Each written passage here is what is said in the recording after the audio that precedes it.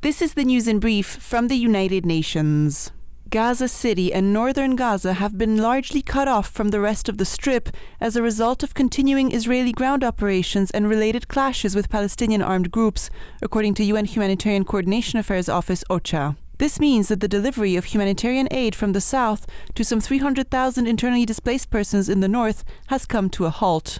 Meanwhile, the number of people killed in Gaza is nearing the 9,000 mark, amid mounting concerns over the aftermath of Israeli airstrikes on a densely populated refugee camp near Gaza City. OCHA said that according to the Hamas-run Ministry of Health, 8,805 Palestinians have been killed since the 7th of October, including at least 3,648 children and 2,187 women, and some 22,240 have been injured. Among the deadliest incidents were heavy airstrikes hitting Jabalia refugee camp on Wednesday for the second day in a row and within less than 24 hours, which reportedly destroyed multiple residential buildings and killed dozens, OCHA said. The UN Human Rights Office OHCHR noted on Wednesday that given the high number of civilian deaths and injuries in Gaza and the scale of the destruction following Israeli airstrikes on Jabalia refugee camp, we have serious concerns that these are disproportionate attacks that could amount to war crimes.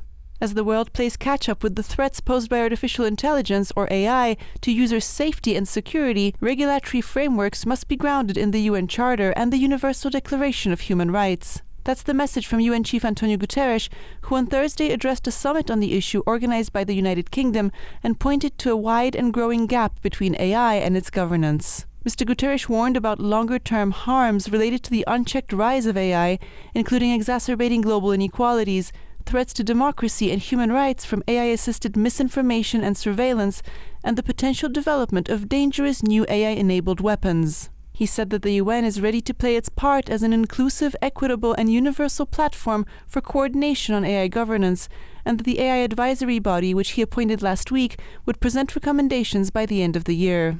Meanwhile, the UN General Assembly's First Committee approved on Wednesday the first-ever draft resolution on lethal autonomous weapons systems, stressing the need for the international community to address growing concerns in this area. Delegates in favor stressed that an algorithm must not be in full control of decisions that involve killing or harming humans. The draft resolution will go up for adoption by the General Assembly later this year. Instead of speeding up, progress on adapting to fast-advancing climate change is stalling, according to a new report by the UN Environment Programme UNEP released on Thursday. UNEP said that insufficient investment, preparation and planning globally result in an adaptation gap, which is most acute in developing countries. Poorer nations' needs for climate adaptation funds are up to 18 times higher than the available flow of public financing. That's over 50% higher than in previous estimates, UNEP warned. The report shows that international public climate finance flows to developing countries decreased by 15% to $21.3 billion in 2021. Meanwhile, the 55 most climate-vulnerable economies experienced loss and damage due to climate change valued at more than $500 billion in the past 20 years. Costs are likely to rise steeply in the coming decades, and countries gathering at the COP28 climate conference in Dubai later this month will be under pressure to bring to life the Loss and Damage Fund agreed last year as a key measure of support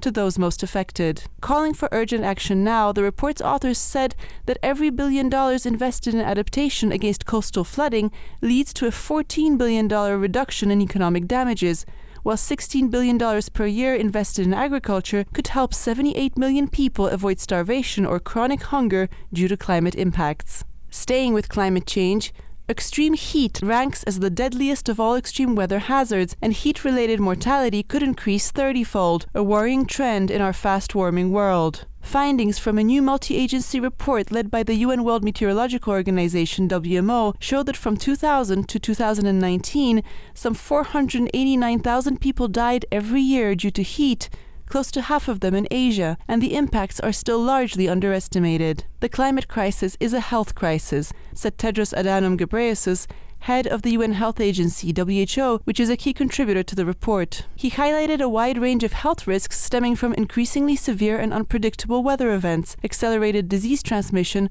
threats to food security, and higher rates of non-communicable diseases. According to the new report, over 50% of the excess mortality resulting from climate change by the year 2050 is set to occur in Africa. WHO's Tedros stressed the need to make climate information and services more accessible to the health sector to help manage risks and protect the health and well-being of those most exposed. Dominika, Tomaszewska-Mortimer, UN News.